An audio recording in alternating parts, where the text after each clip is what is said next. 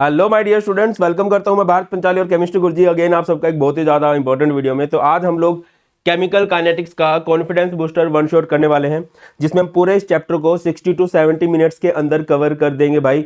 और कुछ दिनों के बाद ये वीडियो आ रही है, रीज़न बिहाइंड दिस की तबीयत खराब थी, है ना। और अगर आपको ये चैप्टर थोड़ा बहुत आता है तो इसको देख लोगे, मेन पॉइंट सारे के सारे क्लियर हो जाएंगे। इसके बाद मैं रिकमेंड करूंगा कि प्रीवियस ईयर क्वेश्चन एंड अच्छे से इसका एक मार्क बूस्टर वन शॉट आएगा, उसको अच्छे से कर लेना, तो आपकी इस चैप्टर की तैयारी बहुत अच्छे से हो जाएगी। और अगर आप वेट कर रहे हो बढ़िया से सैंपल पेपर का, ऑब्वियसली आपको अच्छी तैयारी करने के लिए बहुत बढ़िया सैंपल पेपर लगाने चाहिए।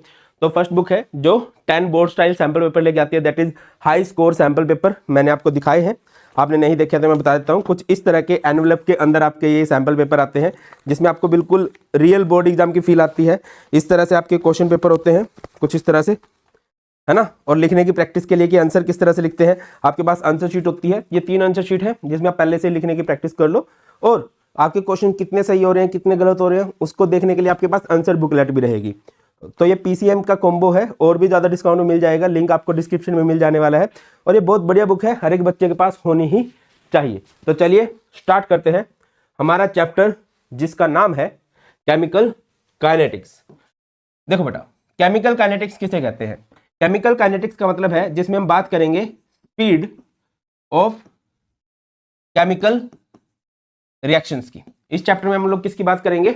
स्पीड ऑफ केमिकल रिएक्शन की। क्या होता है chemical kinetics? Is the branch of chemistry which deals with the study और rate of chemical reaction, their mechanism and the condition in which rate can be altered. हम बात करेंगे speed of reaction की, उनके मैकेनिज्म की, कि कोई भी रिएक्शन हुई किस तरह से है, एंड वो कौन कौन से फैक्टर्स हैं जो रेट ऑफ रिएक्शन को अफेक्ट करने में, मतलब चेंज करने में हमारी हेल्प करेंगे। अगर कोई रिएक्शन बहुत ज्यादा फास्ट है उसको स्लो कैसे किया जा सकता है, कोई रिएक्शन बहुत ज्यादा स्लो है उसको फास्ट कैसे किया जा सकता है, ये हम इस चैप्टर में पढ़ने वाले हैं। तो सबसे पहले आता है हमारे पास, हम रिएक्शंस को क्लासिफाई कर रहे हैं on the basis of speed. अगर स्पीड के बेसिस पे रिएक्शंस को क्लासिफाई करोगे तो हमारे पास 3 तरह की रिएक्शन आएंगी: very fast reaction, very slow reaction and moderate reaction. अब नाम से ही क्लियर है भाई, वेरी फास्ट, जो रिएक्शन बहुत फास्ट होती हैं। इन रिएक्शन को पूरा होने में 10 की पावर -14 to 10 की पावर -17 सेकंड लगती हैं। ये टाइम कितना छोटा है? जैसे कि मैं बोलता हूं 10 की पावर -3, इसका मतलब क्या है कि 1 सेकंड का 1000वां हिस्सा। अब आप सोच के देखो कि 10 की पावर -14 कितना छोटा टाइम हो जाता है। मतलब जितनी देर में आप पलक झपकते हो उतनी देर में रिएक्शन करोड़ों टाइम कंप्लीट हो चुकी होती है। तो यही लिखा गया है, दो reaction which takes very less time in completion. और कौन सी रिएक्शंस होती हैं बेटा जो बहुत फास्टली कंप्लीट हो जाती हैं? आयनिक रिएक्शंस बहुत फास्ट कंप्लीट हो जाती हैं। जैसे कि हमारे पास है AgNO3। AgNO3 is known as silver nitrate.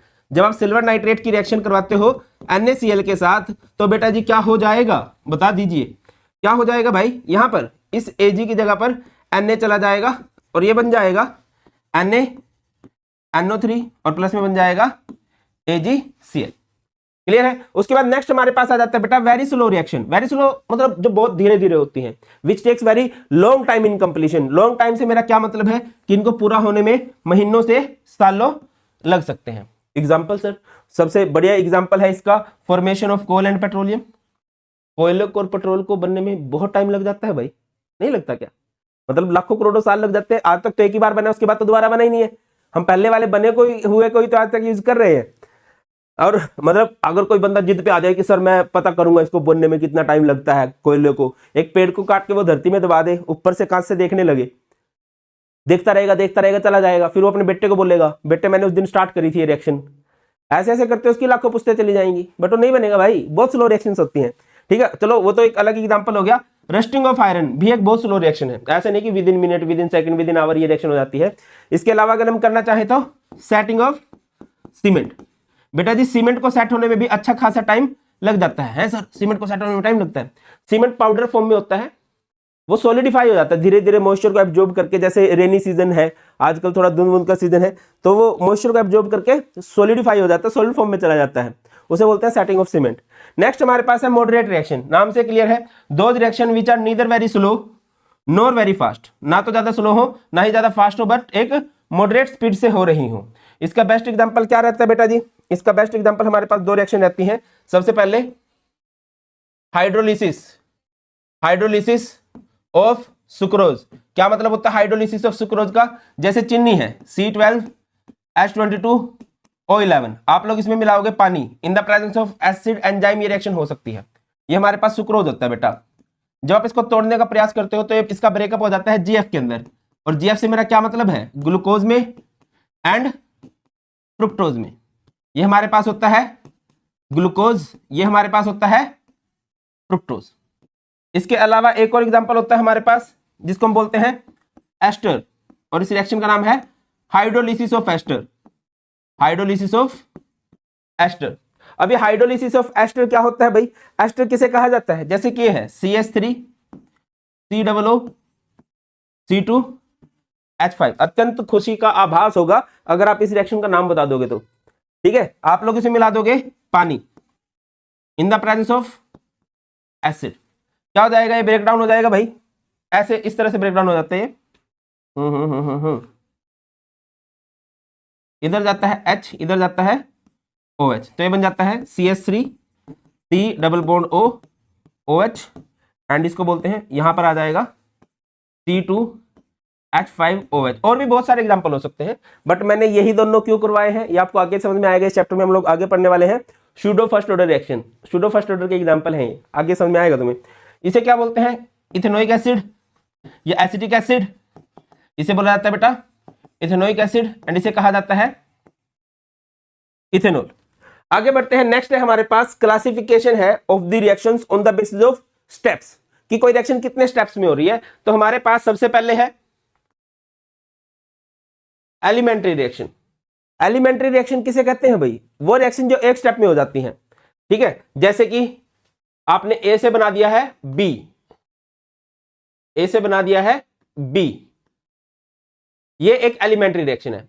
आपने बी से बना दिया है सी, तो ये एक एलिमेंट्री रिएक्शन है। आपने सी से बना दिया है डी, तो ये एक एलिमेंट्री रिएक्शन है। बट अगर मैं ए से डी तक की बात करूं तो ये हमारे पास एक कॉम्प्लेक्स रिएक्शन है। एलिमेंट्री रिएक्शन किसे कहते हैं, those reaction which takes place in single step. और कॉम्प्लेक्स रिएक्शन किसे कहा जाता है, those reaction which takes place in more than one step, एक से ज्यादा स्टेप में जो भी रिएक्शन होगी। और कॉम्प्लेक्स रिएक्शन का हर एक स्टेप जो है वो एलिमेंट्री स्टेप कहलाता है बेटा। कॉम्प्लेक्स रिएक्शन का हर एक स्टेप क्या कहलाएगा, एलिमेंट्री स्टेप। अब अगली बात हमारे पास आ जाती है कि सर इस चैप्टर में हम लोग रेट ऑफ रिएक्शन की बात करेंगे। अब ये रेट ऑफ रिएक्शन होता क्या है, बड़ी सिंपल सी बात मैं बताता हूं बेटा आपको। रेट ऑफ रिएक्शन का मतलब है चेंज अपॉन टाइम। किसमें चेंज, चेंज इन कंसंट्रेशन।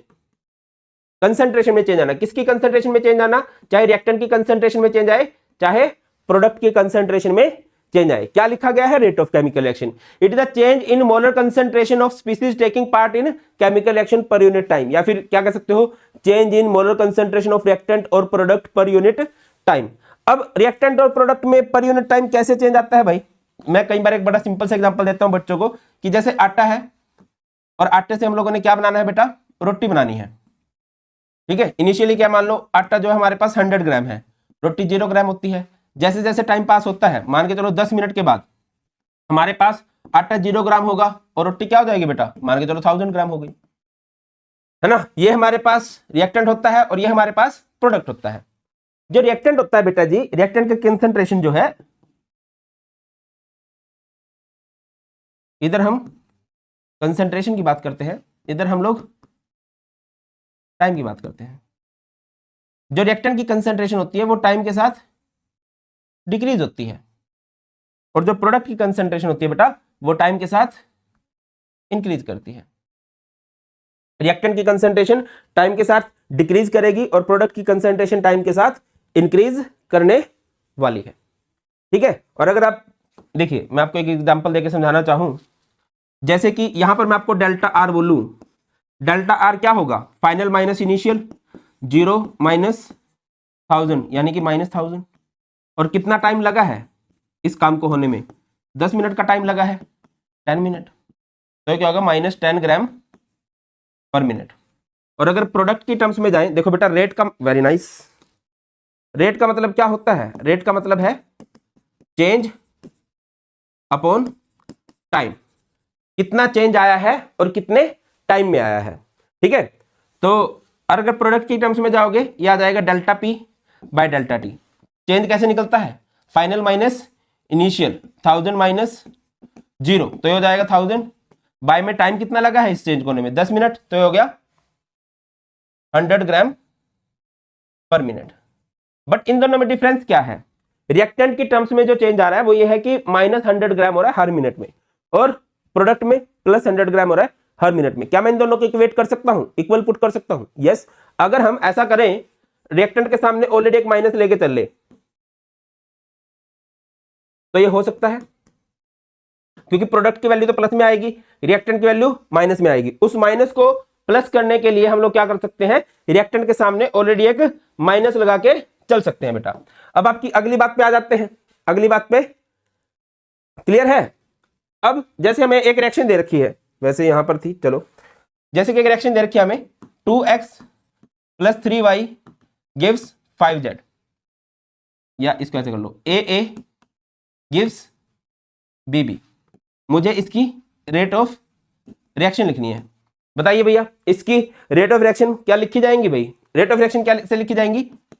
ये रिएक्टेंट है, कोफिशिएंट अपॉन में जाते हैं, रिएक्टेंट है तो साइन आएगा माइनस का, कोफिशिएंट इसका अपॉन में 1/a delta A by delta T। ये प्रोडक्ट है तो प्लस कोफिशिएंट अपॉन में 1/b delta B by delta T। ये जो होता है, ये जो ब्रैकेट होता है बेटा, इस ब्रैकेट को हम लोग बोलते हैं कंसंट्रेशन ब्रैकेट। क्या बोला जाएगा इसे? Concentration bracket. या फिर इसका दूसरा नाम क्या होता है, इसका दूसरा नाम होता है एक्टिव मास ब्रैकेट। क्या बोलेंगे ब्रो? एक्टिव मास ब्रैकेट इसको हम लोग बोल सकते हैं। आ जाइए, जैसे कि एक रिएक्शन है, ये मेरी फेवरेट रिएक्शन है, 2x + 3y गिव्स 5z। अगर मैं आपको बोलता हूं इसकी रेट ऑफ रिएक्शन का एक्सप्रेशन दीजिए भाई, क्या आएगा बेटा? ये रिएक्टेंट है तो माइनस आएगा, कोफिशिएंट अपॉन में 1/2 delta x by delta T. ये भी रिएक्टेंट है, माइनस कोफिशिएंट अपॉन में 1/2 delta y by delta T. ये प्रोडक्ट है तो plus 1/5 delta z by delta T. I hope you are getting my point. अब कई बार आपसे पूछ लिया जाता है, और ये जरूरी भी है आगे बढ़ने के लिए, unit of rate of reaction, unit of rate of reaction. मैंने क्या बोला? रेट ऑफ रिएक्शन का मतलब क्या? Change upon time. चेंज किसमें? Change in concentration. कंसंट्रेशन में कितना चेंज आया है with the passage of time. अब कंसंट्रेशन का मेरा मतलब है मोलर कंसंट्रेशन, और मोलर कंसंट्रेशन की यूनिट क्या होती है बेटा? मोलर कंसंट्रेशन की यूनिट होती है मोल पर लीटर, और बाय में टाइम की यूनिट क्या हो सकती है? टाइम की यूनिट सेकंड हो सकती है, टाइम की यूनिट मिनट हो सकती है, टाइम की यूनिट आवर हो सकती है। तो यहां से यूनिट क्या बन जाएगी बताइए भाई? Unit of rate of reaction क्या बन जाएगी? यूनिट बन जाएगी मोल पर लीटर पर सेकंड, या फिर मोल पर लीटर पर मिनट, या फिर मोल per litre per hour. Clear है कि नहीं? ये सारी की सारी बातें हो सकती हैं। आगे बढ़िए भाई। यूनिट वाला सीन हो चुका है, ये एक्सप्रेशन भी हम लोग कर चुके हैं। अच्छा, एक छोटा सा टॉपिक और शायद हम लोग मिस कर रहे हैं। Yes, we are missing something, we are missing something. Very nice English. देखो, रेट ऑफ रिएक्शन जो हमारे पास होती है बेटा, वो दो तरह की होती हैं। रेट ऑफ रिएक्शन हमारे पास दो तरह की होती हैं। कौन कौन सी होती है रेट ऑफ रिएक्शन हमारे पास? एक होती है एवरेज रेट ऑफ रिएक्शन, और दूसरी होती है instantaneous rate of reaction. Instantaneous rate of reaction. Average rate of reaction का मतलब क्या होता है? Change in molar concentration of reactant और product in a given interval of time। और यहां पर change in molar concentration of reactant और product at a given instant of time है। सर जी क्या डिफरेंस है इस बात में? बहुत डिफरेंस है भाई। इंटरवल होता है बड़े टाइम ड्यूरेशन की बात करते हैं जब हम, है ना, और इंस्टेंट का मतलब होता है जब हम एक खास मोमेंट की बात करते हैं, खास पल की बात करते हैं। जैसे कि मुझे जाना है करनाल से दिल्ली, मान के चलते हैं कि 120 किलोमीटर है और मुझे इसमें 2 आवर्स लग जाते हैं, तो मेरी एवरेज स्पीड क्या रही? 60 किलोमीटर पर आवर, है ना। बट मान के चलो हमारे थोड़ी सी घर से दूर निकलते ही ना एक टोल आ जाता है। अब टोल पे मेरी स्पीड क्या होगी भाई? 0 किलोमीटर भी हो सकती है, 1-2 किलोमीटर पर आवर की भी हो सकती है ना। जब हम एक फिक्स मोमेंट की बात करते हैं तो वो इंस्टेंट है, और जब हम एक बड़े टाइम ड्यूरेशन की बात करते हैं तो वो क्या होती है बेटा? एवरेज होती है। एवरेज को जो हम दिखाते हैं वो दिखाते हैं डेल्टा से, और जो इंस्टेंट को हम लोग दिखाते हैं वो दिखाते हैं डेल से। मैंने इसको कैसे याद किया हुआ है? एवरेज, बड़ा टाइम है बड़े चेंज आएंगे, बड़े अक्षर का नाम है। छोटा टाइम है छोटे चेंज आएंगे, छोटे अक्षर का नाम है। ठीक है। अब जैसे कि रिएक्शन है मेरी favourite, 2x plus 3y gives 5z। हमारे पास ये रिएक्शन है भाई। तो अगर मैं आपसे पूछता हूं कि इस रिएक्शन के अंदर बताओ भाई, एक्सप्रेशन दीजिए एवरेज रेट ऑफ रिएक्शन का। तो एवरेज रेट ऑफ रिएक्शन का एक्सप्रेशन क्या दिया जाएगा? -1/2, रिएक्टेंट है तो माइनस आएगा, 1/2 delta x by delta T. ये भी रिएक्टेंट है, -1/3 delta y by delta T. ये प्रोडक्ट है, +1/5 delta z by delta T. इधर आ जाइए, इधर आ जाइए। अगर मुझे इसका इंस्टेंटेनियस रेट ऑफ रिएक्शन का एक्सप्रेशन देना आ जाए तो ये क्या हो जाएगा? -1/2 del x by del T, -1/3 del y by del T. ये प्रोडक्ट है, प्रोडक्ट है तो क्या आएगा बेटा? +1/5 del z by del T. I hope you are getting my point. इधर डेल्टा आता है, उधर डेल आता है, और कुछ मेजर चेंज में है नहीं।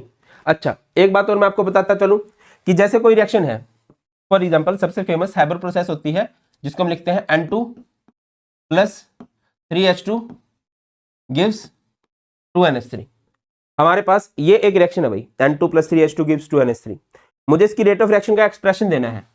देखो बेटा, रेट ऑफ रिएक्शन का एक्सप्रेशन जब भी देते हैं, अगर उन्होंने नहीं बोला स्पेसिफिकली कि एवरेज रेट ऑफ रिएक्शन का एक्सप्रेशन दो, या फिर आपको टाइम इंटरवल की बात वो ना बोले, तो आप हमेशा इंस्टेंटेनियस के अकॉर्डिंग चलोगे। इंस्टेंटेनियस के अकॉर्डिंग यानी कि माइनस डेल्टा, डेल्टा नहीं del, N2 by, very nice, minus del N2 by del T, -1/3 del H2 by del T. ये प्रोडक्ट है, +1/2 del NH3 bye del T. ये तो हो गया रेट ऑफ रिएक्शन का एक्सप्रेशन। अगर मैं आपसे पूछूं N2 जो है वो टाइम के साथ घटेगा, मैं आपको बोलता हूं rate of disappearance, rate of disappearance of N2 क्या होगा भाई? तो आप लोग लिख दोगे -d/dt ऑफ N2। जैसे मैं H2 की बात करूं, मैं आपको बोलता हूं rate of disappearance of H2 क्या होगा भाई? -d/dt of H2। ये प्रोडक्ट है, प्रोडक्ट टाइम के साथ फॉर्म होते हैं, तो आप लोग लिख सकते हो रेट ऑफ फॉर्मेशन या फिर rate of appearance, rate of appearance of NH3। तो ये आएगा +dNH3/dt। आपके दिमाग में एक दो बातें हो सकती हैं कि सर क्या फर्क है अपीयरेंस डिसअपीयरेंस में, और क्या फर्क है रेट ऑफ रिएक्शन में। मेजर डिफरेंस क्या है बेटा, कि जो रेट ऑफ रिएक्शन होती है उसमें कोफिशिएंट अपॉन में चला जाता है, और जो डिसअपीयरेंस या अपीयरेंस होती है उसमें हम कोफिशिएंट का यूज नहीं करते। अगर आप यहां से रेट ऑफ रिएक्शन में और डिसअपीयरेंस ऑफ H2 में रिलेशन निकालना है तो क्या आएगा भैया? अगर आपको यहां से डिसअपीयरेंस ऑफ H2 निकालना आ जाए तो क्या लिखोगे? -dH2/dt, और जिसका कोफिशिएंट है वो उधर चला जाएगा, 3 इंटू में रेट ऑफ रिएक्शन। जब इसके क्वेश्चन करते हैं ना तब ये रिलेशन काम आता है। अपीयरेंस डिसअपीयरेंस में कोफिशिएंट नहीं आता, और जब रेट ऑफ रिएक्शन करनी हो, अपीयरेंस डिसअपीयरेंस दे रखी हो, कोफिशिएंट अपॉन में चला जाता है, कोफिशिएंट अपॉन में चला जाता है रेट ऑफ रिएक्शन निकालनी हो तो। आगे मूव करते हैं। नेक्स्ट है हमारे पास factors affecting rate of reaction. वो कौन कौन से फैक्टर्स हैं जो रेट ऑफ रिएक्शन को अफेक्ट करते हैं? तो सबसे पहला फैक्टर है हमारे पास कंसंट्रेशन ऑफ रिएक्टेंट। बहुत सारी रिएक्शन देखी गई और क्या देखा गया कि जैसे जैसे टाइम बीत रहा है रिएक्शन स्लो होती जा रही है। और रिएक्शन स्लो क्यों होती जा रही होगी? क्योंकि आपको पता है कि टाइम के साथ रिएक्टेंट की कंसंट्रेशन घटती है। ठीक है, तो याद रखिए जो रेट होता है, रेट ऑफ रिएक्शन जो होता है वो डायरेक्टली प्रोपोर्शनल होता है कंसंट्रेशन ऑफ रिएक्टेंट के, कंसंट्रेशन ऑफ रिएक्टेंट के। मैं दूसरा एग्जांपल देता हूं। कंसंट्रेशन ऑफ रिएक्टेंट आप कह सकते हो अमाउंट ऑफ रिएक्टेंट। एक जंगल में आग लग रही है, आग लगने के लिए बहुत ज्यादा जरूरी है कि हवा होनी चाहिए। एक जगह पर लिमिटेड सप्लाई ऑफ ऑक्सीजन है, एक जगह पर एक्सेस सप्लाई ऑफ ऑक्सीजन है, तो आप खुद से बताओ कि जल्दी आग कहां लगेगी? बड़ी ऑब्वियस सी बात है कि जहां पर एक्सेस, जहां पर ज्यादा कंसंट्रेशन ऑफ रिएक्टेंट है, और जहां पर कम है वहां पर आग लग पाएगी नहीं। अगला है, यह बहुत इंपॉर्टेंट है भैया, temperature of the system. Temperature का क्या रिलेशन है भैया? जैसे ही हम किसी रिएक्शन का टेम्परेचर 10 डिग्री बढ़ाते हैं, रेट ऑफ रिएक्शन जो है वो डबल हो जाती है, दुगनी हो जाती है रेट ऑफ रिएक्शन। कई बार तो 3 गुनी भी हो जाती है, या कोई भी, मतलब एक आधा एक्सेप्शन हो सकता है। अगर कोई रिएक्शन एक्सोथर्मिक है उसमें टेम्परेचर बढ़ाओगे तो दिक्कत हो जाएगी, बट जनरली आप जब भी टेम्परेचर बढ़ाते हो स्पीड ऑफ रिएक्शन बढ़ती है। चाय बना रहे हो, कम टेम्परेचर पे बना रहे हो, ज्यादा टेम्परेचर पे बना रहे हो, ऑब्वियसली जहां पर टेम्परेचर ज्यादा है वहां पर जल्दी बन जाएगी, है ना। नेक्स्ट है नेचर ऑफ रिएक्टेंट। रिएक्टेंट के नेचर का भी फर्क पड़ता है भैया, है ना। क्या फर्क पड़ता है सर? पुराने बॉन्ड जितने आसानी से टूट जाएंगे, नए बॉन्ड उतनी आसानी से बन जाएंगे, है ना। तो देखो जैसे दोनों रिएक्शन है, 2NO + O2 gives 2NO2, 2CO + O2 gives 2CO2। पहली रिएक्शन फास्ट है, दूसरी रिएक्शन जो है वो हमारे पास क्या होने वाली है भैया? स्लो होने वाली है। ये नेचर ऑफ रिएक्टेंट पे डिपेंड करता है। बाकी यहीं पर एक करना चाहो तो फिजिकल स्टेट ऑफ रिएक्टेंट भी एक फैक्टर होता है। फिजिकल स्टेट देखा गया कि अगर कोई रिएक्टेंट सॉलिड स्टेट में है, लिक्विड स्टेट में है, या फिर गैसीय स्टेट में है, तो सबसे फास्ट जो है वो गैसीय स्टेट वाली रिएक्शन होगी। ठीक है, सबसे स्लो जो है वो सॉलिड स्टेट वाली होगी। रीजन, सॉलिड में पुराने बॉन्ड आसानी से नहीं टूटेंगे, गैस के पार्टिकल इजीली दूर जा सकते हैं, बहुत इजीली पुराने बॉन्ड टूट सकते हैं, नए बॉन्ड भी इजीली बन जाएंगे। नेक्स्ट हमारे पास है इफेक्ट ऑफ कैटलिस्ट। ये बहुत इंपॉर्टेंट है भैया, कैटलिस्ट का इफेक्ट। ये कैटलिस्ट के इफेक्ट से पहले हमें समझना चाहिए सरफेस एरिया। कैटलिस्ट को थोड़ा आराम से समझते हैं। सरफेस एरिया याद रखिए, greater the surface area larger the surface area of reactant, larger the surface area, faster is the speed of reaction. जितना ज्यादा सरफेस एरिया होगा उतनी ही ज्यादा रिएक्शन की स्पीड फास्ट होगी। एग्जांपल देता हूं, 10 किलो लकड़ी ले ली और दूसरी जगह पर 10 किलो लकड़ी ली, उसका बुरादा बना दिया। दोनों, अब ज्यादा स्पेस कौन ऑक्यूपाई करेगा? ज्यादा सरफेस किसने ऑक्यूपाई करना, ज्यादा जगह किसने घेरनी है? ऑब्वियसली जो 10 किलो लकड़ी का बुरादा है। दोनों में आग लगा दो तो बुरादा जल्दी जलेगा। दूसरा एग्जांपल देता हूं, मिश्री समझते हो? मिश्री जो मोटी चीनी होती है, ठीक है, और एक होता है पाउडर शुगर, हरियाणवी में बोलते हैं उसको बूरा, आपके लैंग्वेज में क्या बोलते हैं बता देना। अब दोनों को पानी में घोलने लगे, मिश्री को भी और पाउडर शुगर को भी, दोनों में से स्पीडली कौन घुलेगा? ऑब्वियसली जो पाउडर शुगर है। और उसका रीजन क्या है? बिकॉज़ उसका सरफेस एरिया ज्यादा है। सरफेस एरिया ज्यादा होगा तो स्पीड ऑफ रिएक्शन भी बेटा जी बढ़ जाएगी। चलो नेक्स्ट देखते हैं भाई, हमारे पास है इफेक्ट ऑफ कैटलिस्ट। कैटलिस्ट किसे कहा जाता है? Those chemical substance which are used to increase the speed of a chemical reaction, increase the speed of a chemical reaction without undergoing any change in itself. Catalyst क्या होते हैं? वो chemical substance जो किसी भी रिएक्शन की speed को बढ़ा देते हैं और इन पे खुद पे कोई भी फर्क पड़ता नहीं है। एक्चुअल में कैटलिस्ट करते क्या है? इन actual catalyst provide a new shortcut path, provide a new shortcut path with lower activation energy. एक नया शॉर्टकट प्रोवाइड करते हैं जिसमें कम एक्टिवेशन एनर्जी लगती है। मैं आपको समझाने का प्रयास करता हूं कि मैं कहना क्या चाह रहा हूं। देखिए जैसे कि ये हमारी कोई भी रिएक्शन हो रही है,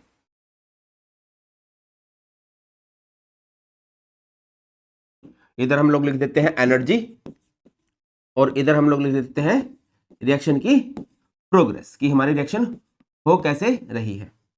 तो अभी क्या होगा बताइए, ग्राफ ऐसे बनता है भाई, हाँ हाँ हाँ हाँ हाँ,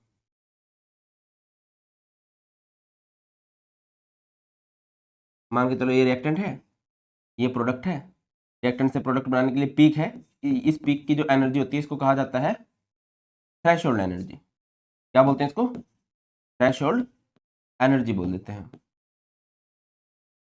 अब कैटलिस्ट क्या करेगा, इधर एक टनल बना देगा,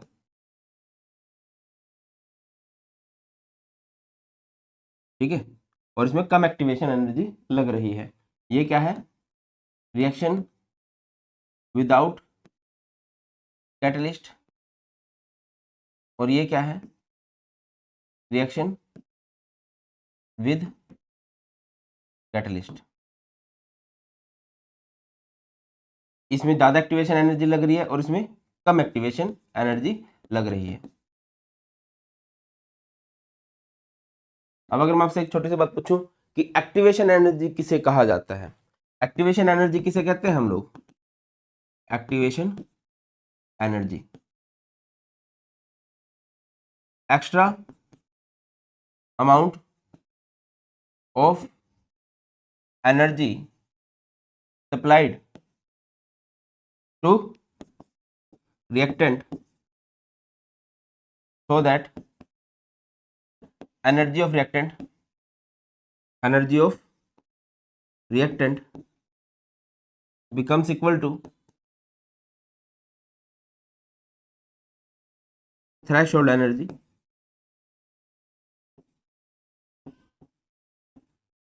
and product is formed। देखो बेटा, किसी भी रिएक्शन को होना है तो इस तरह से होता है, रिएक्टेंट से प्रोडक्ट बनता है, बट इसको एक पीक क्रॉस करना पड़ता है। इस पीक तक पहुंचने के लिए इसको जो एनर्जी चाहिए, that energy is known as threshold energy. Generally वो रिएक्टेंट के पास नहीं होती है, रिएक्टेंट के पास वो एनर्जी कम पड़ती है, तो वो एनर्जी हमें रिएक्टेंट को सप्लाई करनी पड़ती है। अब जितनी एनर्जी हमें देनी पड़ेगी उसको, उसे हम लोग बोलते हैं एक्टिवेशन एनर्जी। कैटलिस्ट क्या करते हैं, उसकी थ्रेशोल्ड एनर्जी को लोअर ले आते हैं, नीचे ले आते हैं, तो कम एक्टिवेशन एनर्जी की जरूरत पड़ती है, कम एक्स्ट्रा अमाउंट ऑफ एनर्जी की जरूरत पड़ती है, जिससे कि रिएक्शन जो है इजीली हो जाती है। नेक्स्ट हमारे पास है एक्सपोजर टू रेडिएशन, सनलाइट की जो है। अब हर एक रिएक्शन को सनलाइट की जरूरत नहीं पड़ती है, बट कुछ रिएक्शंस को जरूरत पड़ती है, और जिन रिएक्शंस को सनलाइट की जरूरत पड़ती है उन रिएक्शंस को हम लोग बोलते हैं फोटोकेमिकल रिएक्शन। क्या बोलते हैं भैया, उन रिएक्शंस को कहा जाता है photochemical reaction. For example H2 plus Cl2 है, गिव्स 2HCl। अगर इस रिएक्शन को नॉर्मली कराया जाएगा तो ये स्लो स्पीड से होगी, बट अगर इस रिएक्शन को हम लोग सनलाइट प्रोवाइड कर दें तो रिएक्शन जो है रैपिडली होने लगेगी, फास्ट स्पीड में होने लगेगी। नेक्स्ट टॉपिक है बेटा जी हमारे पास, इसे बोलते हैं हम लोग रेट लो। क्या बोला जाता है, रेट लो। रेट लो किसके बारे में बात करता है, ये बात करता है कि जो रेट ऑफ रिएक्शन है वो कंसंट्रेशन ऑफ रिएक्टेंट पर डिपेंड करती है। इसका एक वर्जन पहले भी आया था, that is Loma, law of mass action, but उसमें कई सारी गलतियां थी, इक्विलिब्रियम चैप्टर में शायद आपने पढ़ा भी होगा। अब ये क्या बोलता है, that rate of reaction is directly proportional to the product of molar concentration of reactant. कि जो रेट ऑफ रिएक्शन है वो किस पर डिपेंड करती है, मोलर कंसंट्रेशन ऑफ रिएक्टेंट पे। Each rate to the power their coefficient on which rate of reaction actually depends, या फिर actual used concentration term. For example हमारे पास एक रिएक्शन है AA plus BB gives product.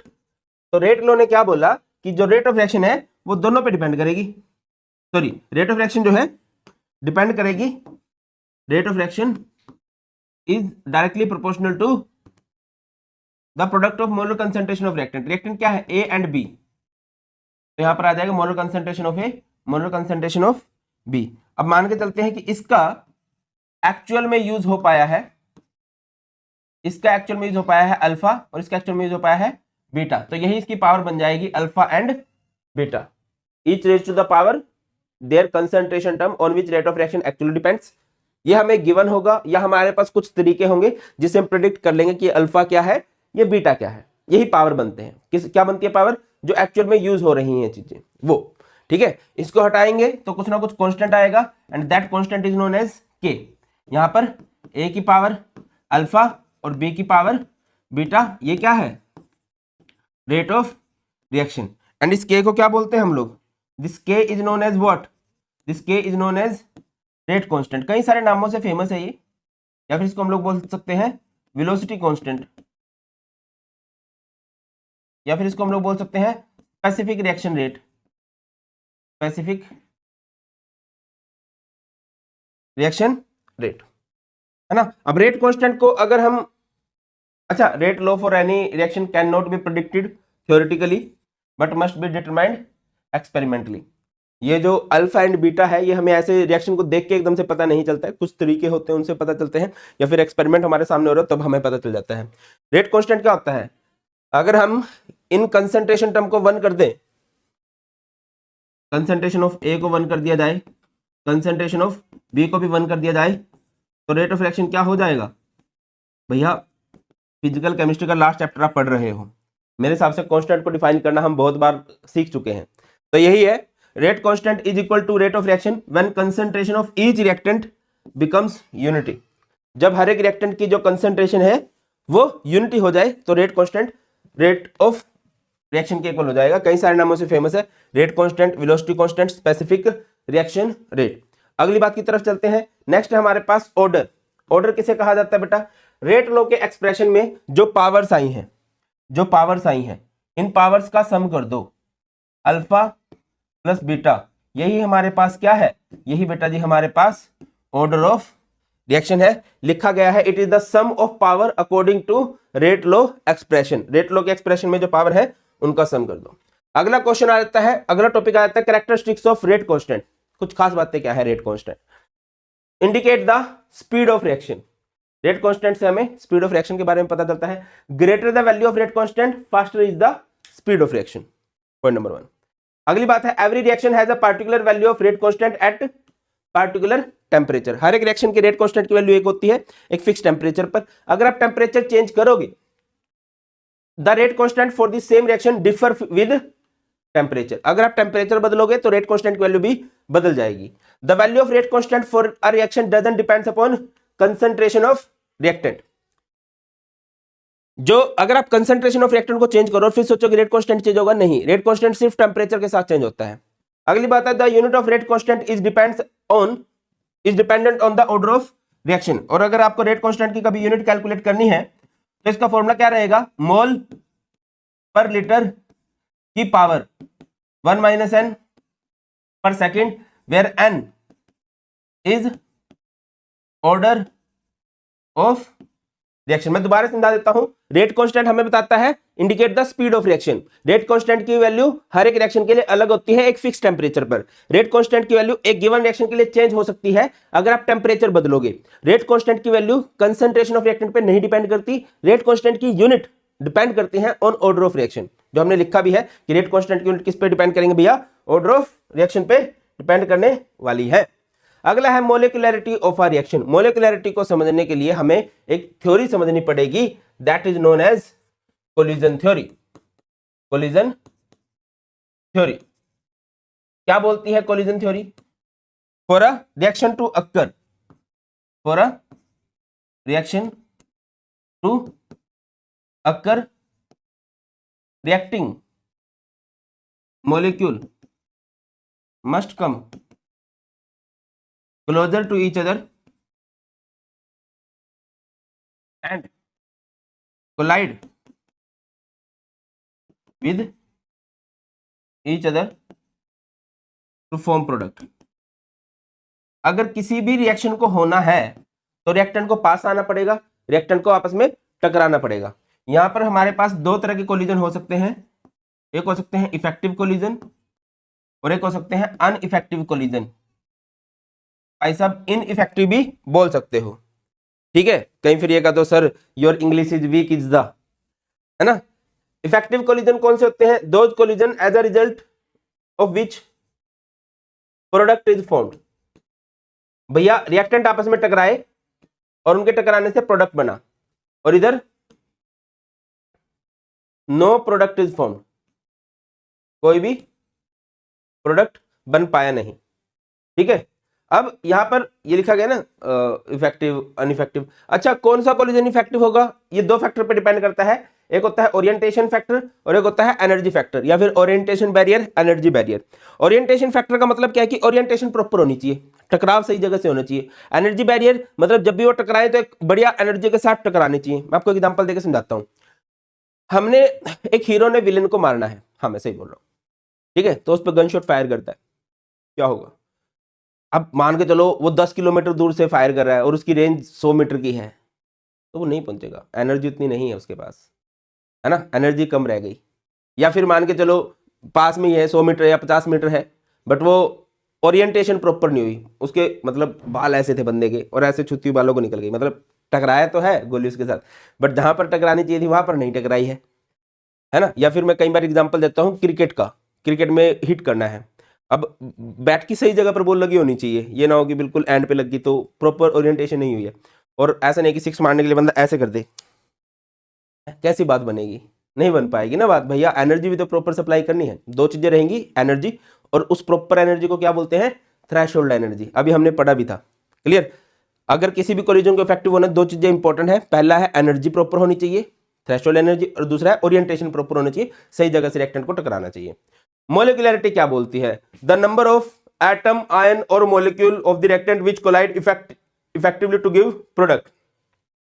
कितने एटम, आयन, मोलिक्यूल कोलाइड कर रहे हैं एक प्रोडक्ट बनाने के लिए, वही उसकी मोलिकुलरिटी है। अगर कहीं पर एक रिएक्टेंट है तो मोलिकुलरिटी 1, कहीं पर 2 रिएक्टेंट है मोलिकुलरिटी 2, कहीं पर 3 रिएक्टेंट है तो उसकी मोलिकुलरिटी 3। 3 से ज्यादा मोलिकुलरिटी नहीं होती है, क्योंकि 3 से ज्यादा रिएक्टेंट लगातार आपस में एक साथ में नहीं टकरा सकते, है ना। क्या होता है मोलिकुलरिटी? किसे कहते हैं? Number of atom, ion, molecule that collide simultaneously with each other to form product. साथ साथ टकरा रहे हो प्रोडक्ट बनाने के लिए, 3 से ज्यादा पॉसिबल नहीं होते हैं। जैसे इस रिएक्शन में अगर आप देखते हो सिर्फ एक रिएक्टेंट है तो इसकी मोलिकुलरिटी 1 यूनिमोलिकुलर रिएक्शन, इस रिएक्शन में 2 है तो इसकी मोलिकुलरिटी 2 बाइमोलिकुलर रिएक्शन, इसमें 2 NO है एंड एक O2 है, ये ट्राइमोलिकुलर हो गई। आगे मूव करते हैं, नेक्स्ट बात करते हैं order of reaction. Order of reaction हम लोग पढ़ चुके हैं भाई। ऑर्डर ऑफ रिएक्शन क्या होती है? It is the sum of power to which the concentration terms are raised in rate law equation. Rate law की इक्वेशन में जो भी कंसंट्रेशन ऑफ रिएक्टेंट की पावर है उनका सम ही ऑर्डर ऑफ रिएक्शन होता है। अगर मैं विद रिस्पेक्ट टू ए की बात करूं, विद रिस्पेक्ट टू ए जो ऑर्डर है वो है m, with respect to B जो ऑर्डर है वो है n। Overall order of reaction क्या है? दोनों का sum, m plus n is the overall order of reaction. Next what is the order of reaction? यहां से आपको दे रखा है भाई, बताइए। a की पावर 1/2, b की पावर 2, दोनों का सम कर दोगे तो यहां से ऑर्डर ऑफ रिएक्शन क्या आ जाएगा? आई थिंक 2.5 5/2, क्या बोलते हो? आई थिंक तो यस।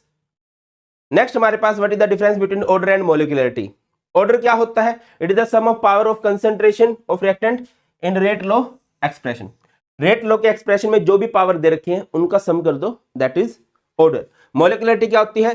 कितने रिएक्टिंग स्पीसीज हैं, कितने एटम, आयन, मोलिक्यूल हैं जो साथ साथ टकरा रहे हैं, number of reacting species which must collide simultaneously. Order of reaction 0 हो सकता है भाई, होल नंबर हो सकता है, फ्रैक्शनल वैल्यू हो सकती है, और इसकी हमेशा होल नंबर वैल्यू होगी। मोलिकुलरिटी कभी भी 0 नहीं हो सकती, मोलिकुलरिटी कभी भी फ्रैक्शनल नहीं हो सकती। अगली बात है ऑर्डर एक कैसा कंसेप्ट है? ऑर्डर एक एक्सपेरिमेंटल कंसेप्ट है। किसी भी रिएक्शन को देख के एकदम से उसका ऑर्डर नहीं बताया जा सकता है। हाँ, अगर आपने एग्जांपल याद कर लिए हैं वो एक अलग बात है, बट वैसे ऑर्डर पता नहीं चलता। मोलिकुलरिटी पता चल जाती है। मोलिकुलरिटी एक कैसा कंसेप्ट है? Molecularity is a theoretical concept. Order हम लोग डिफाइन कर सकते हैं एलिमेंट्री रिएक्शन के लिए और कॉम्प्लेक्स रिएक्शन के लिए। एलिमेंट्री रिएक्शन जो सिंगल स्टेप में होती है, कॉम्प्लेक्स रिएक्शन जो एक से ज्यादा स्टेप में होती हैं।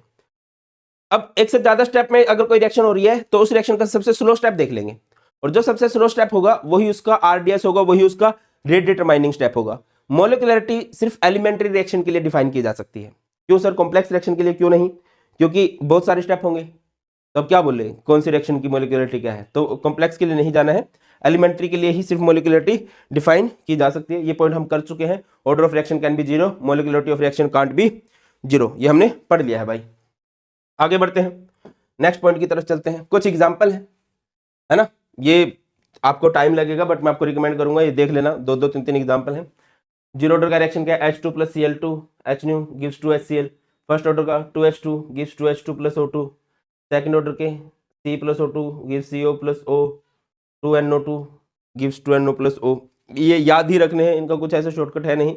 हाँ, यूनिट ऑफ रेट कांस्टेंट निकालना हम लोगों को सीख लेना चाहिए। मान के चलो कि हमारे पास कोई रिएक्शन है जिसका ऑर्डर है 0, यानी कि n की वैल्यू 0 है। के का फॉर्मूला क्या होता है? मोल पर लीटर की power 1 minus n per second. n की वैल्यू 0 है तो ये क्या हो जाएगा?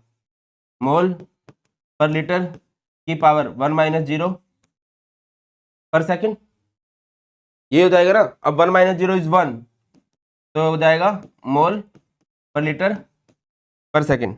मान के चलो हमारे पास जो रिएक्शन है वो सेकंड ऑर्डर की है, n इज इक्वल टू 2, तो के क्या हो जाएगा? मोल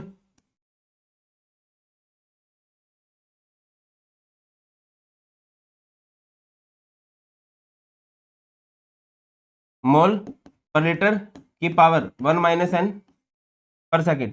ये 2 1 माइनस 2 इज माइनस 1, माइनस 1 को अंदर मल्टीप्लाई करोगे तो मोल की पावर माइनस 1 लीटर की पावर 1 पर सेकेंड।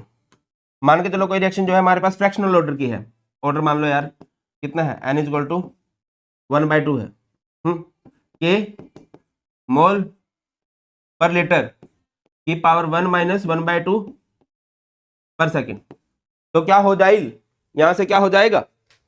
1 माइनस 1/2 इज 1/2, 1/2 को अंदर मल्टीप्लाई करेंगे तो मोल की पावर 1/2, लीटर की पावर माइनस 1/2, और इधर से पर सेकंड हो जाएगा। Getting my point or not? I hope you are getting my point. आगे बढ़ते हैं। Next, integrated rate equation for first order reaction. ये बहुत इंपॉर्टेंट रहती है। क्या फंडा होता है भाई? फर्स्ट ऑर्डर की रिएक्शन किसे कहा जाता है? Those reaction which depends upon one concentration term of reactant. तो यहां से अगर मैं रेट ऑफ रिएक्शन लिखना चाहूंगा तो क्या लिखा जाएगा? Rate of reaction is directly proportional to r की पावर 1। रेट ऑफ रिएक्शन कैसे भी लिखा जा सकता है? Minus dr by dt is equal to K R. एक इक्वेशन यहां से ये बन सकती है, और क्या बन सकती है भाई? एक इक्वेशन यहां से ये बन सकती है minus ln r is equal to K T plus C, ठीक है ना, where C is integration constant. एक इक्वेशन यहां से ये बन सकती है ln r naught minus ln r is equal to K T, ln r naught by r is equal to K T, and सबसे फाइनल फॉर्मूला जो रहता है वो रहता है t is equal to 2.303 by K log r naught by r, where r naught का मतलब होता है इनिशियल कंसंट्रेशन और r का मतलब होता है फाइनल कंसंट्रेशन। इसके न्यूमेरिकल के लिए आप ये फॉर्मूला भी लगा सकते हो 2.303 by K log a bye a minus x. Derivation नहीं आता है बट ये फॉर्मूलाज आपको पता होना चाहिए, है ना। या फिर मैं स्पीडली एक बार बता ही देता हूँ हुआ क्या फंडा है इधर। रेट ऑफ रिएक्शन क्या हो जाएगा? Minus D R by D T is equal to, इसको हटाएंगे के आर, आर वाली टर्म से एक तरफ ले जाओगे, minus D R by R is equal to K D T. इसके बाद दोनों साइड आप लोगों ने इंटीग्रेशन किया, डी आर बाई आर का इंटीग्रेशन आ गया L N R, K D T का इंटीग्रेशन आ गया टी, और जब भी इंटीग्रेशन करते हैं कॉन्स्टेंट आता है आई या फिर सी, जिसको हम लोग बोलते हैं इंटीग्रेशन कॉन्स्टेंट। इस इंटीग्रेशन कॉन्स्टेंट की वैल्यू निकालने के लिए हम लोगों ने क्या किया? टाइम को जीरो मान लिया। टाइम को जीरो मानोगे तो आर आर जीरो हो जाएगा। सर आर जीरो क्यों हो जाएगा? देखिए रिएक्टेंट से जब भी प्रोडक्ट बनता है तो इसमें कुछ ना कुछ टाइम लगता है, बट अगर मैं इस रिएक्शन को जीरो टाइम दे रहा हूं तो इट मींस रिएक्टेंट में कोई भी चेंज नहीं आएगा, वो zero change in concentration of reactant रहेगा, या कह लीजिए इनिशियल कंसंट्रेशन ऑफ रिएक्टेंट ही रहेगा, ठीक है। टाइम को जीरो मान लिया तो आर क्या हो जाएगा? R zero. अब ये वैल्यू पुट कर लो, टी जीरो हो गया तो के जीरो हो जाएगा, इधर आई, आर की जगह पर क्या आ जाएगा? Minus L N R naught. अब ये वैल्यू पुट कर दो इधर, आई की जगह पर आपने क्या पुट कर दिया? Minus L N R naught. R L N R naught को ले प्लस का हो गया, L N R naught minus L N R is equal to K T. log x minus log y वाला फॉर्मूला लग सकता है, log x by y ln r naught by r is equal to K T. ln क्या होता है? 2.303 log, बन सकता है कि नहीं? इजी सा फॉर्मूला है, बाकी वो देख लेना अच्छे से। एक हमारे पास आ जाती है जीरो ऑर्डर की रिएक्शन। जीरो ऑर्डर की रिएक्शन किसे कहते हैं? ऐसी रिएक्शन जो zero concentration term of reactant पे डिपेंड करती है। आप लोग लिख सकते हो ऐसी रिएक्शन, रेट ऑफ रिएक्शन जो किस पे डिपेंड करती है? Zero concentration term of reactant पे। ये क्या हो जाएगा? Minus D R by D T is equal to K, R naught तो गया है ना, तो minus D R is equal to K D T, ये हो गया। इसके बाद इंटीग्रेशन करोगे, डी आर की इंटीग्रेशन क्या आएगी? आर माइनस बाहर था ना, minus are, K D T की इंटीग्रेशन क्या आएगी? टी, और जब भी इंटीग्रेशन करते हैं कुछ ना कुछ इंटीग्रेशन कांस्टेंट आता है, उस इंटीग्रेशन कांस्टेंट की वैल्यू निकालनी है तो टाइम को 0 मान लेंगे, और टाइम को 0 मान लेंगे तो आर क्या हो जाएगा, आर नोट। आर नोट मतलब zero change in concentration term of reactant या फिर इनिशियल रिएक्टेंट। तो अब ये टी को 0 पुट करके के 0 हो गया, आई की वैल्यू क्या आ गई, आई की वैल्यू आ गई माइनस आर नोट। आई की वैल्यू पुट कर दो, आई की वैल्यू पुट कर दोगे माइनस आर नोट, ये इधर R naught minus R equal to K T. ठीक है, इसको ए नोट माइनस ए भी लिखा गया है कई जगह इक्वल टू के टी। और बेटा यहीं से ग्राफ भी बनते हैं, ठीक है ना। ये हो गया हमारे पास एक छोटा सा टॉपिक, शायद हम ज्यादा आगे चलेंगे। अच्छा, half life of a reaction आ जाता है भाई। हाफ लाइफ, हाफ लाइफ का मतलब क्या होता है, the time in which half of the reactant is reduced. अगर आपको कोई बोले 10% ऑफ रिएक्शन का मतलब क्या है, जिसमें 10% ऑफ रिएक्टेंट कंज्यूम हो जाए। 20% का मतलब क्या है, 20% ऑफ रिएक्टेंट कंज्यूम हो जाए। हाफ लाइफ मतलब हाफ ऑफ रिएक्टेंट कंज्यूम हो जाए, है ना। हाफ लाइफ को हम लोग T1/2 से रिप्रेजेंट करते हैं, ठीक है ना। फर्स्ट ऑर्डर का फाइनल फॉर्मूला क्या था, यही था 2.303/k log r naught by r। r की जगह पर देखिए, t की जगह पर हम लोग क्या पुट करने लग जाते हैं, T1/2, और r की जगह पर क्या पुट करने लग जाते हैं, r naught by 2। r naught by 2 का मतलब क्या है कि जो भी इनिशियल कंसेंट्रेशन थी उसका हाफ हो चुका है। r की जगह पर r नॉट बाय 2 पुट किया, r नॉट से r नॉट कैंसिल, log 2 की वैल्यू होती है 0.3010, और 0.3010 को जब सिंपल आउट करते हैं इससे मल्टीप्लाई करके, तो हमारा फर्स्ट ऑर्डर का फाइनल फॉर्मूला ये बनता है। हाफ लाइफ निकाल लो, किसके लिए ये फर्स्ट ऑर्डर के लिए है, और ये हमारे पास जीरो ऑर्डर के लिए है ना। देखिए क्या हो जाएगा, टी का फॉर्मूला था R naught minus R by K, इस आर की जगह पर क्या पुट कर दोगे, आर नॉट बाई 2, और फाइनल फॉर्मूला हमारा half life of zero order क्या बन के आएगा भाई, आर नॉट बाई में 2k बन के आ जाएगा। न्यूमेरिकल्स में बेटा बहुत इंपॉर्टेंट रहते हैं फॉर्मूला, बहुत अच्छे से। देखो बेटा नेक्स्ट टॉपिक है हमारे पास कोलिजन फ्रीक्वेंसी। कोलिजन फ्रीक्वेंसी क्या बोलता है, नंबर ऑफ कोलिजन्स पर second per unit volume of reacting mixture. एक गिवन वॉल्यूम के अंदर रिएक्टेंट कितनी बार आपस में कोलाइड करते हैं पर सेकंड, वही उसकी कोलिजन फ्रीक्वेंसी होती है। इसको हम रिप्रेजेंट करते हैं Z से, ठीक है। और अगर कोलिजन थ्योरी के अकॉर्डिंग अगर आपको रेट निकालना है तो रेट हो जाता है यहां पर rate is equal to P Z A B E की power minus E A R T. यहां पर P क्या है, स्टीरिक फैक्टर है भैया।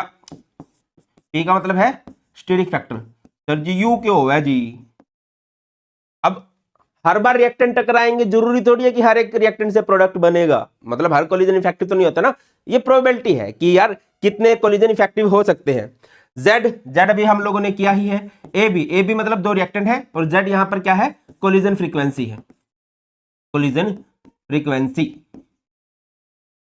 है ना। और E की power minus E A R T का मतलब क्या है भैया, अगर परफेक्ट कोलिजन होना है तो उनके पास एक परफेक्ट एनर्जी होनी चाहिए, है ना। फ्रैक्शन ऑफ मॉलिक्यूल या fraction of reactant whose energy is equal और ग्रेटर देन थ्रेशोल्ड एनर्जी। जिनकी जो एनर्जी है या तो इक्वल हो या फिर ज्यादा हो, थ्रेशोल्ड एनर्जी से नहीं, एक्टिवेशन एनर्जी से। एक्टिवेशन एनर्जी से ज्यादा बननी चाहिए, तभी हमारी रिएक्शन जो है वो सफल हो पाएंगी भाई। आगे मूव करते हैं। नेक्स्ट है हमारे पास, नेक्स्ट क्या है हमारे पास, नेक्स्ट हमारे पास एक ग्राफ है, और ग्राफ के लिए मैं अलग से एक डेडिकेटेड वीडियो भी बनाऊंगा। वैसे कोशिश कर लीजिए थोड़ा समझ में आने की, ऐसा नहीं है कि समझ में बिल्कुल भी ना आए, थोड़ा बहुत तो समझ में आ ही जाएगा। अगर मैं जीरो ऑर्डर के लिए कंसंट्रेशन वर्सेस रेट का ग्राफ बनाऊं तो जीरो ऑर्डर में क्या होता है, जीरो ऑर्डर की रिएक्शन कहाँ किसे जाता है, which depends upon zero concentration term of reactant, तो कुछ इस तरह ग्राफ मिलेगा। और अगर फर्स्ट ऑर्डर के लिए बनाए तो भैया कंसंट्रेशन ऑफ रिएक्टेंट पे डिपेंड करती है रेट, तो आपको कुछ इस तरह ग्राफ मिलेगा। और इसके बाद ये हमारे पास इंटीग्रेटेड रेट इक्वेशन आपको बनाना है, concentration of A versus time का ग्राफ बनाना है, किसके लिए, जीरो ऑर्डर के लिए। जीरो ऑर्डर के लिए याद है आप लोगों को फॉर्मूला क्या बनना था, ये बनना था A naught minus A is equal to K T, है ना। अगर मैं ए को एक तरफ ले जाऊं, ये क्या हो जाएगा मेरे हिसाब से, ये हो जाएगा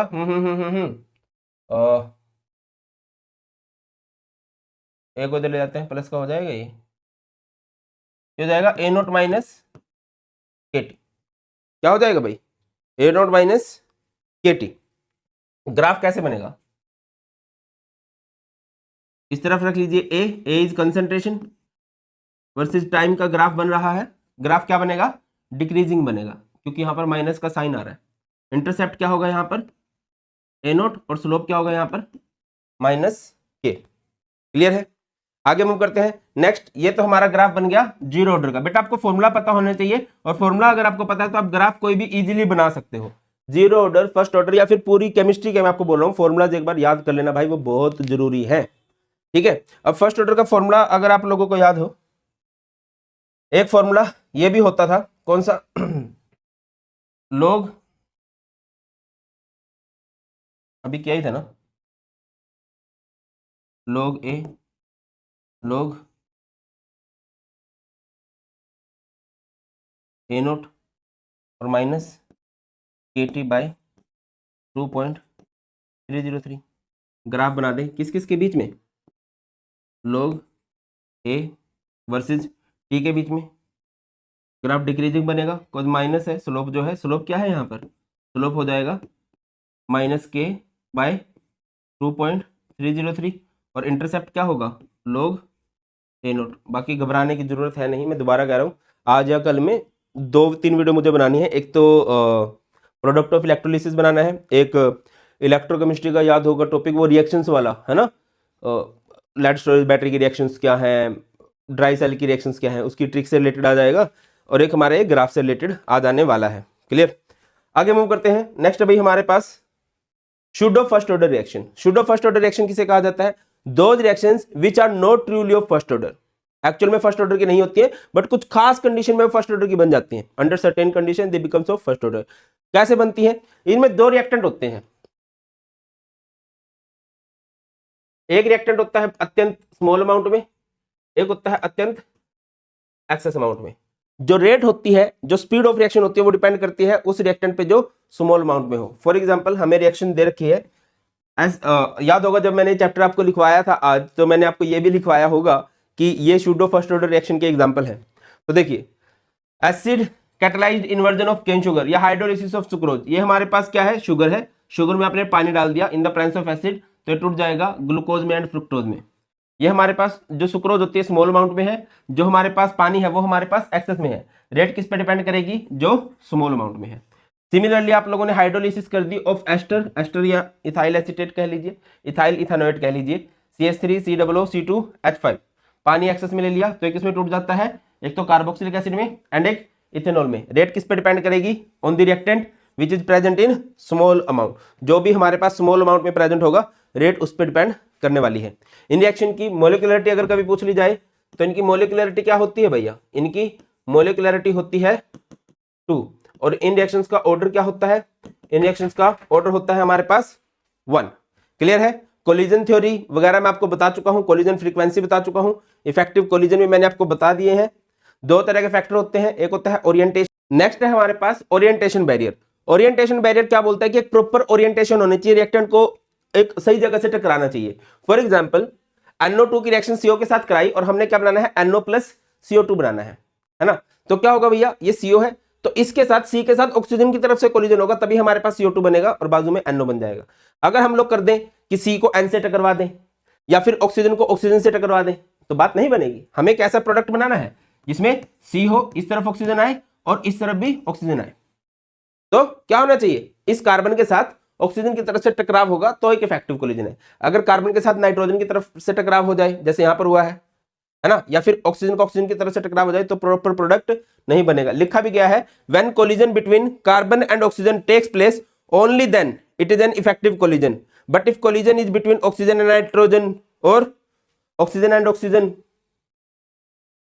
ऑक्सीजन एंड नाइट्रोजन नहीं आएगा, यहां पर कार्बन एंड नाइट्रोजन आ जाएगा, बाकी सब कोलिजन जो है अनइफेक्टिव कोलिजन हो जाते हैं। अच्छा, थ्रेशोल्ड एनर्जी मैंने आपको बता दिया था बेटा। थ्रेशोल्ड एनर्जी क्या होता है, जैसे कि हमारे पास कोई रिएक्शन है ना, हमें रिएक्टेंट से क्या बनाना है, हमें रिएक्टेंट से बनाना है प्रोडक्ट, तो एक पहाड़ी क्रॉस करनी पड़ेगी। रिएक्टेंट के पास जनरली वो एनर्जी नहीं होती है ना, तो उसको कुछ extra amount of energy supply की जाती है। That extra amount of energy is known as activation energy. क्या लिखा गया है, the minimum energy which must be possessed by colliding molecule so that collision can result into the formation of product. Threshold energy क्या होती है, energy of reactant में जब हम लोग एक्टिवेशन एनर्जी जोड़ देते हैं। क्लियर? अच्छा, यहां से एक नन्ना मुन्ना टॉपिक और आ जाता है भाई, वो टॉपिक शायद मिस हो रहा है, उस टॉपिक का नाम है आर्हेनियस इक्वेशन। आर्हेनियस इक्वेशन, इससे रिलेटेड भी कई सारे क्वेश्चन बन जाते हैं। आर्हेनियस इक्वेशन क्या होती है? के ए ई की power minus E A R T. क्या बताती है आर्हेनियस इक्वेशन? हमें relation between rate constant and temperature. आपको याद होगा मैंने बताया था रेट कांस्टेंट की वैल्यू सिर्फ टेम्परेचर पे डिपेंड करती है ना। अब ये कैसे पता चलता है? इस इक्वेशन से पता चलता है कि किस तरह से डिपेंड करती है।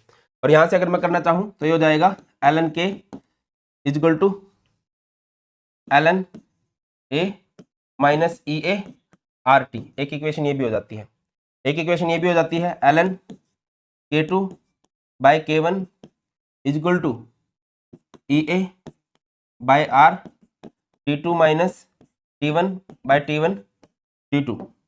और एक इक्वेशन ये भी हो जाती है log K2 by K1 EA by 2.303 R T2 minus T1 T2। ठीक है बेटा, ये हमारे पास बन जाएंगी। बाकी ग्राफ भी आ जाता है कई बार भाई, अगर आप कोई बोले कि ग्राफ बना दीजिए किसके बीच में, ln k वर्सेस t के बीच में, तो कैसा ग्राफ बन सकता है? ln k वर्सेस t के बीच में, ये तो इंटरसेप्ट हो जाएगा और ग्राफ डिक्रीजिंग बन जाएगा। स्लोप क्या है? स्लोप हो जाएगा minus E A by R, और इंटरसेप्ट क्या है? ln a is your intercept. बाकी दोबारा बोल रहा हूँ, ग्राफ से रिलेटेड एक बढ़िया क्लास ले लूंगा मैं जिसमें पूरी केमिस्ट्री के ग्राफ तुम्हें आराम से समझा दिए जाए। ठीक है, इसके बाद कुछ क्वेश्चंस ट्राई कर लेते हैं। क्वेश्चन हम लोगों ने अभी तक ट्राई नहीं किए हैं।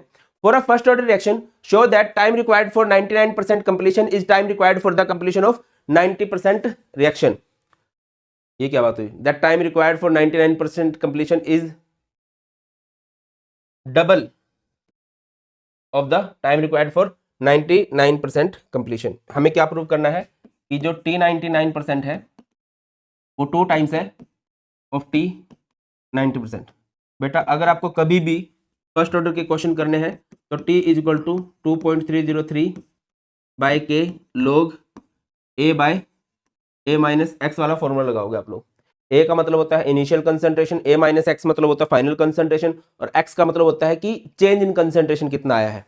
क्या कहना चाह रहा हूं मैं? जैसे कि मैं लिखता हूं T99%, तो क्या लिखा जाएगा? 2.303 बाय के लॉग A यानी इनिशियल कंसंट्रेशन 100 x मतलब कितना चेंज आया है। सिंस 99% रिएक्शन कंप्लीट हो चुकी है तो 99 खत्म हो गया, तो ये 2.303 बाय के लॉग 10 की पावर 2 2.303 बाय के इंटू में 2, और ये तो लोग 10 ही हो जाएगा। ठीक है, इसके बाद T90% निकालना है।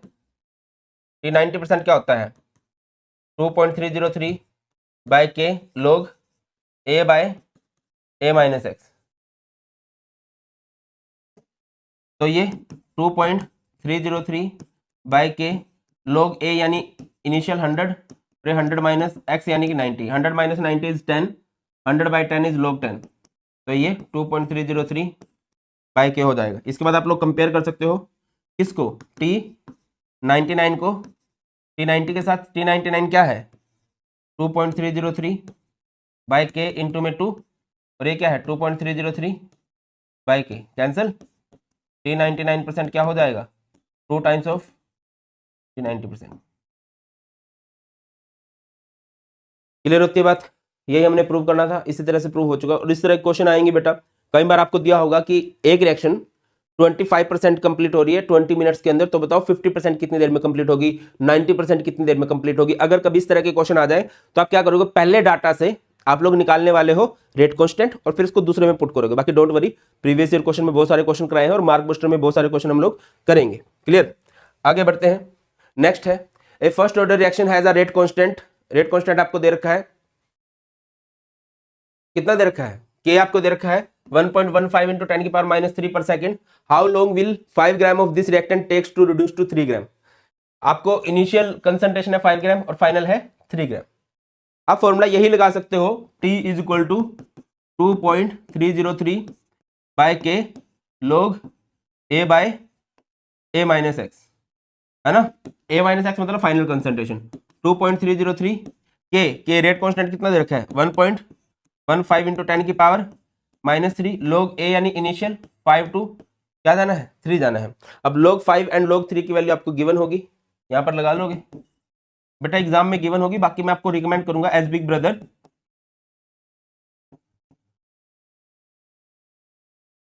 क्या रिकमेंड करूंगा कि प्लीज आप लोग log 1 to 10 की वैल्यू याद करके जाइएगा, ठीक है। इसके बाद जो भी आएगा आंसर आ जाएगा, एंड ये हमारे पास आंसर आ चुका है 444 सेकेंड। आगे बढ़ते हैं। The rate of chemical reaction doubles on increase in 10K in absolute temperature. Absolute temperature कितना है 298 केल्विन है। कैलकुलेट EA मतलब एक्टिवेशन एनर्जी हमें कैलकुलेट करनी है। तो यहाँ पर फॉर्मूला कौन सा लग जाएगा, log K2 by K1 equal to EA 2.303 R 1 by T1 minus 1 by T2। Formula ये नहीं है, T2 minus T1 bye 1 bye, ऐसे करके हम लोग कर सकते हैं इसको। और इसका एक मैं आपको बताता हूँ 2.303 R की वैल्यू कितनी होती है, R इज गैस कॉन्स्टेंट 8.314, है ना, और ये 2.303, मतलब इसके क्वेश्चन बनने के चांसेस है। तो इनका डायरेक्ट प्रोडक्ट में बता रहा हूँ कितना आता है 19.5 आता है, ठीक है ना। बस ये क्या कह रहा है, the rate of chemical reaction double हो जाती है भाई, यानी कि जो K2 है वो 2 टाइम्स होगा K1 के। तो फॉर्मूला है log K2 बाय K1। तो इसको क्या लिख सकते हो 2 टाइम्स लिख सकते हो, मतलब ऐसा है ना भाई, जो K2 है, मैं अगले पेज पे लिखा देता हूँ। फॉर्मूला क्या है, log K2 by K1 is equal to EA by 2.303 R T2 minus T1 by T1 T2। उन्होंने क्या बोला है कि रेट कांस्टेंट डबल हो जाता है, ये रेट ऑफ रिएक्शन भी डबल हो जाती है, यानी कि K2 जो है 2 टाइम्स है ऑफ K1। तो इधर में 2K1 बाय में K1, तो ये क्या आ जाएगा log 2 EA, ये कितना आएगा 19.15। सेकंड टेम्परेचर एब्सोल्यूट टेम्परेचर 298 है, उसमें 10 केल्विन जोड़ा गया है, यानी कि ये हो गया 308 माइनस 298 बाय 298 इंटू में 308।